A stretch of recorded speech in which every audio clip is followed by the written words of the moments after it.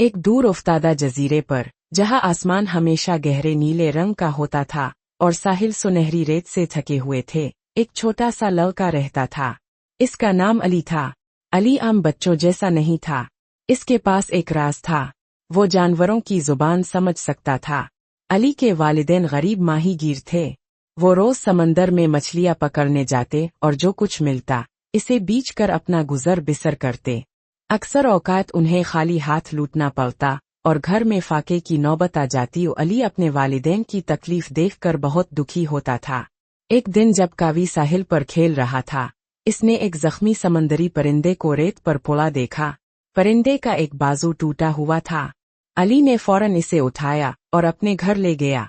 इसने अपनी माँ से मरहम पट्टी करने के लिए कपड़ा मांगा और बड़ी एहतियात से परिंदे के बाजू पर पट्टी बांध दी। अगले कई दिन तक अली इस परिंदे की देखभाल करता रहा।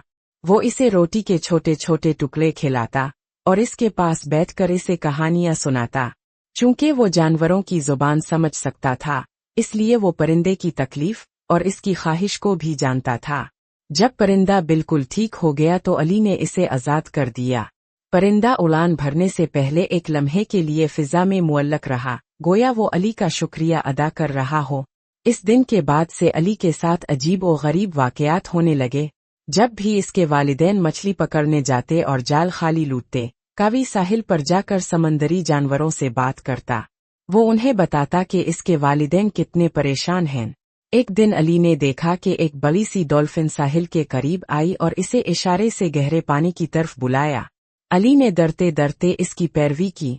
डॉल्फिन इसे एक ऐसे इलाके में ले गई जहां मछलियों के बड़े बड़े झुंड थे।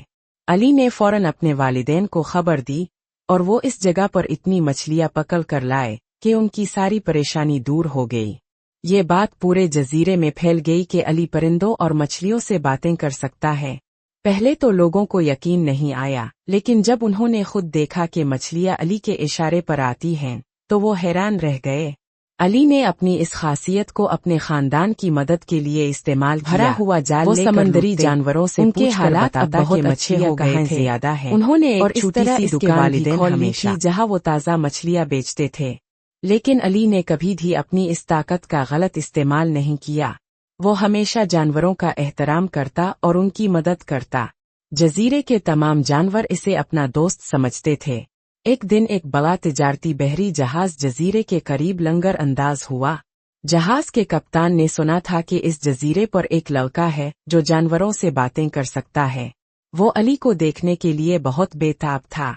कप्तान ने अली के वालिदैन से मुलाकात की और उन्हें बहुत सारे पैसे की पेशकश की अगर वो अली को कुछ दिनों के लिए अपने साथ जहाज पर भेज दे। वो अली की मदद से समंदर में मछलियां पकड़ना चाहता था।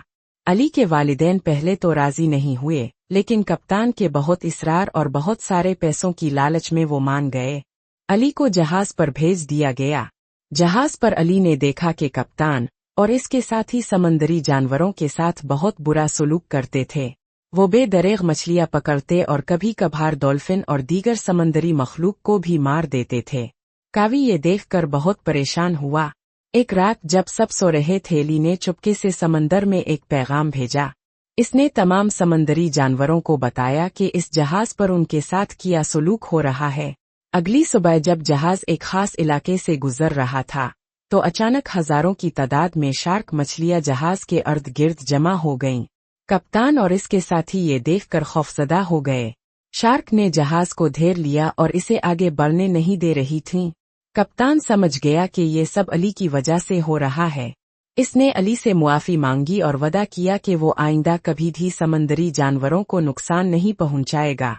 अली ने शार्क को वापस जाने का इशारा किया और वो चली गईं। कप्तान ने अली को फौरन जजीरे पर वापस भेज दिया और आइंदा कभी इस जजीरे के करीब नहीं आया। अली ने अपने वालिदैन को सारी बात बताई। वो बहुत खुश हुए कि उनके बेटे ने अपनी खासियत का इस्तेमाल बुराई को रोकने के लिए किया।